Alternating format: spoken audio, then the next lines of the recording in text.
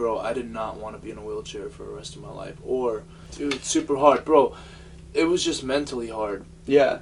That's the hardest That's what thing. I meant. Yeah. And the thing about it is, I know I'm a mentally strong person, and because of my time in the gym, it was hard for me to do that because I was so zoned in and focused on doing that. yeah, I was bro, like, it's you part of feel life. I'm not going to stop life because of something unfortunate. You know, everything happens for Yeah, a reason. it's true. You know what I mean? It dude? is true. Finally! Koltsports has come back to the people. Yes, it has! Welcome back! Week 16 is over! Week 17 is here, and we're only 1 week away from the playoffs! Oh, it's true! It's dang true! You're watching the most electrifying sports talk show in the whole world. I'm Nikolai Koltso. And my name is Dennis Koltsov, and hey y'all, I just want to share a personal story with y'all. If you think you have it hard, if you think that you're in a tough season in a hole right now, please be encouraged.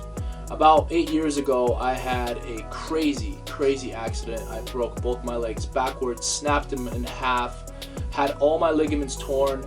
It took about 2 weeks from the accident till I had surgery, and then after that I was in a wheelchair for about 2 months. I had to learn how to walk again.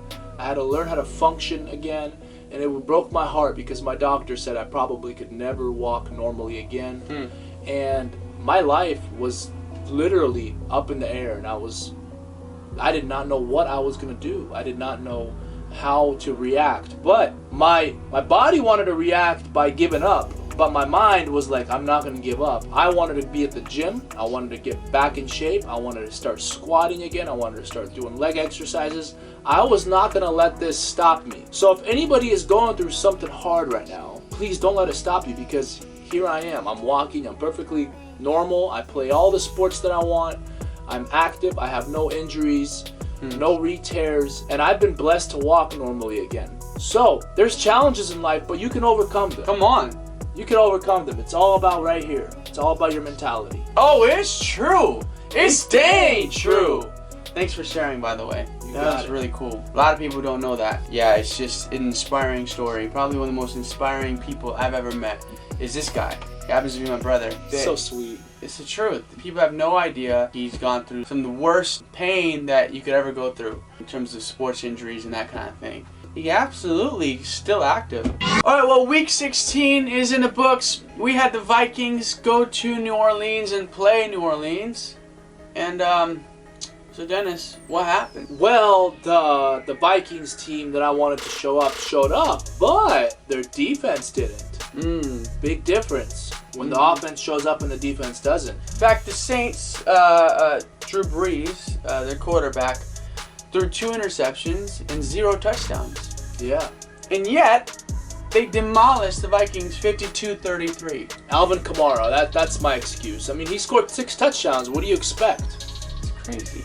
You know, That's I was crazy. wrong on this game, and hey, kudos to the Saints. They look like a very good team. How about the Seahawks taking care of business against the Rams? Hey, hit your smile! What Jamal Adams? Wilson it's Jamal Adams. It's Jamal Adams, bro. Russell is not really cooking. He's just marinating lately. Jamal Adams has been cooking. All right. Jamal Adams had 2 game-saving touchdowns for the Seahawks against the Rams. Goal line stands. Unbelievable. It's believable. Believe it. It happened. With 2 broken fingers. Well, I strongly agree with that, but I disagree with that. Russell hasn't been cooking. He cooked this game. He cooked on 2 important drives, and he got a touchdown. And 2 really crazy throws. One to Demo, and I can't remember the other one. But David Moore, that was an incredible catch, and Russell Wilson rolled out and just hit him. The Seahawks look like the real deal. They look like a complete team. So they're going to be very hard to stop in the playoffs. I have to mention, Seattle's kicker is actually very good. Not just their punter, but their kicker is perfect for kicks all year long. He hasn't missed a kick. So for Seattle, that's good news. Yeah. And if he needs to win a game in the playoffs, I think they have a lot of confidence in him. They do, yeah. Anyways, How about the Packers just smoking the complete brakes from the Titans? The Titans did not look like the Titans. They in fact looked like... Do you guys remember the Titans? No, we don't either. I don't remember where they were. I mean, Derrick Henry was not They're there. slipping in the snow. You know, it was terrible. I don't think the Packers punted one time. I mean, that's crazy. They look like they're really ready for the playoffs and they're on a mission. So, kudos to Aaron Rodgers, man. The guy is a G. He had, what, 4 TDs, I think? Let's see. He had here. 4 TDs, 1 interception. Listen, Aaron 21 Rodgers... 25. Yeah, Aaron Rodgers is going to win the MVP. I'm just calling it on the show right now. He's going to win the MVP over Patrick Mahomes. I might have to argue Josh Allen could win the MVP. But I will say Aaron Rodgers' numbers this year are insane. They're insane. His touchdown to interception ratio is probably the best I've seen in a long time. So now the Packers play the Chicago Bears for the opportunity to clinch the #1 seed, which brings us to Week 17. And we're going to talk about 3 games that have huge playoff seeding implications. Wow. So here we go. Alright, well, Week 17 is here. We're 1 week away from the playoffs. We have huge playoff implications this week. So let's start off with the Saints. They're going to go play Carolina. And the Panthers are not a team that you think is a pushover.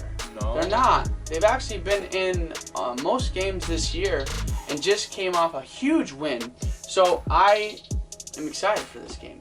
The Saints, Dennis, have to win to get that #1 seed possibly. So what's going to happen, Dennis? Tell us. They're really good. I think that Drew Brees came back, and he had 2 interceptions and 0 touchdowns, and Alvin Kamara carried the team. 6 touchdowns. Do I think that Alvin Kamara is going to do it every game? No. No, I don't. I think it's very impossible.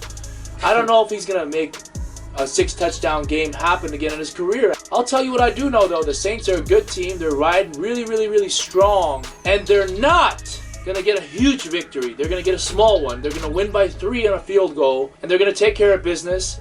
I believe that they have just enough to finish, and I believe that they also have a great defense. They have a top 5 defense, in my opinion, and it's going to be very hard for the Panthers to stop the Saints, even though they're a division rival. I like the pick. I think the Saints are the better team here. Oh, hold on. I'm going to say that the Saints are going to win 30-27.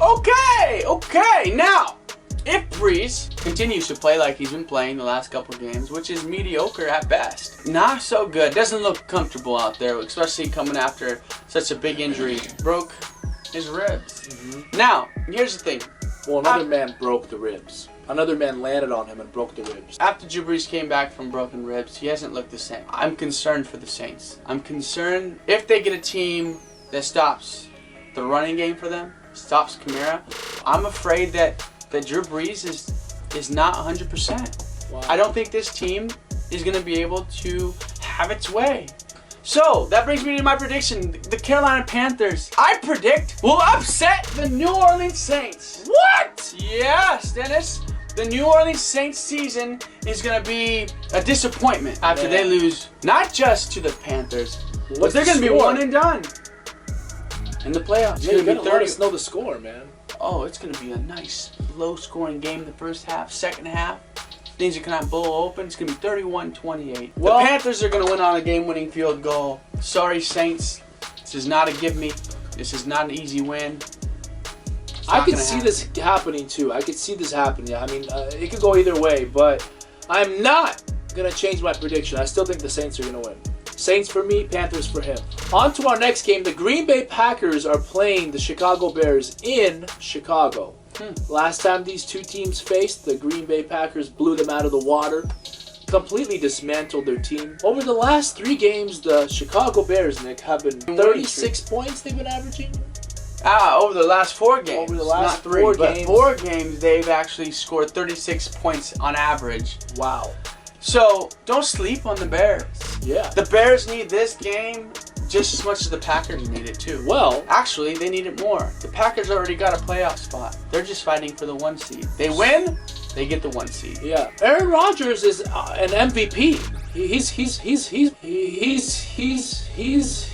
fighting for the MVP. The Packers are going to show up, I think. It's going to be a very cold weather game. But Mitch Trubisky has been playing well. Bears defense has been playing pretty good. And guess what? I'm going to tell you guys something right now. The Packers will not win this game. Was that a little too much? Will not. What? What? Yeah. They will not. They will lose 24-20 in a defensive shootout game. I happen to agree. What? Yes. That's why Why? I'm so surprised. Because the Packers, to me, are a team that goes based on Aaron Rodgers' arm. I believe, yeah, they got a great running back in Jones.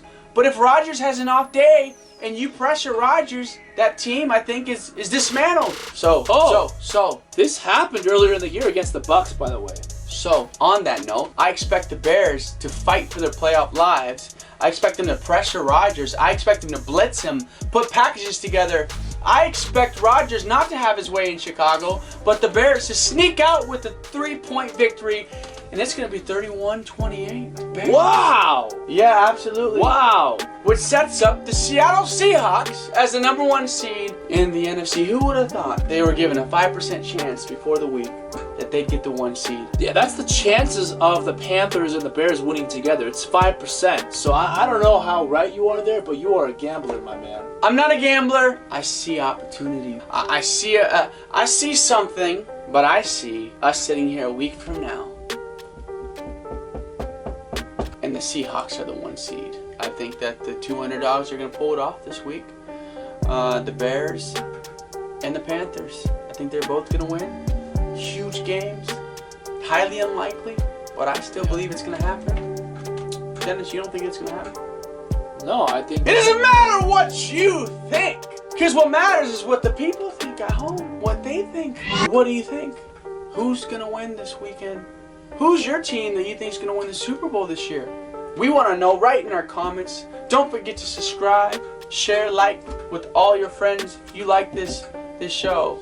We love coming every week with the most entertaining, electrifying sports news. And it's going to be a great week of football. And that's the bottom line, because Koltsports said so.